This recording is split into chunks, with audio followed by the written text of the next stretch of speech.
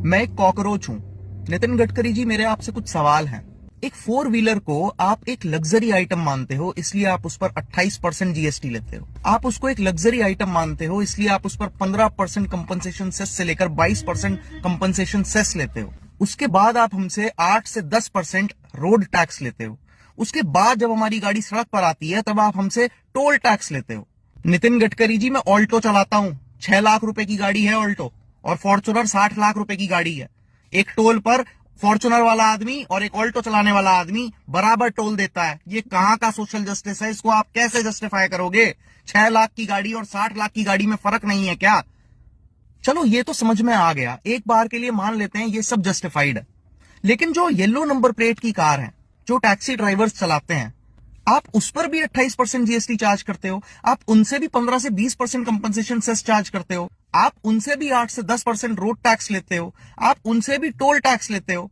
वो अपने मन से टैक्सी नहीं चलाता है, वो इसलिए टैक्सी चलाता है क्योंकि आप उसको रोजगार देने में फेल हो गए। आपको उसको सब्सिडी देनी चाहिए थी, लेकिन आप उसको GST, compensation cess, road tax, toll tax के नाम पर लूट रहे हैं। इसके बाद आते हैं पेट्रोल की प्राइस पे। कोविड काल में जब पूरी दुनिया में तेल का दाम इतना कम था, हम तब भी इसी रेट पर पेट्रोल खरीद रहे थे। आपने 100% पेट्रोल में 20% एथेनॉल मिला दिया, उससे हमें क्या फायदा हुआ? हम अब भी उसी रेट में पेट्रोल खरीद रहे हैं।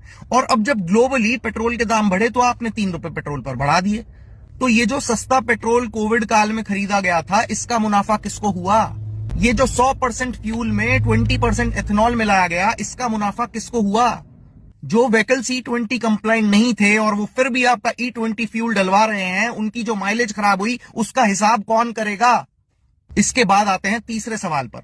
जब आपको पता है पेट्रोल एक ऐसी एसेंशियल नीड है भारतवासियों की, तो आपको क्या जरूरत है उस पर सेंट्रल एक्साइज लेने की? आपको क्या जरूरत है उस पर स्टेट वैट लेने की? As a member of Cockroach Janata Party, Mr. Nitin Gadkari ji, I want your resignation from the post of Minister of Road Transport and Highways. You don't deserve that post.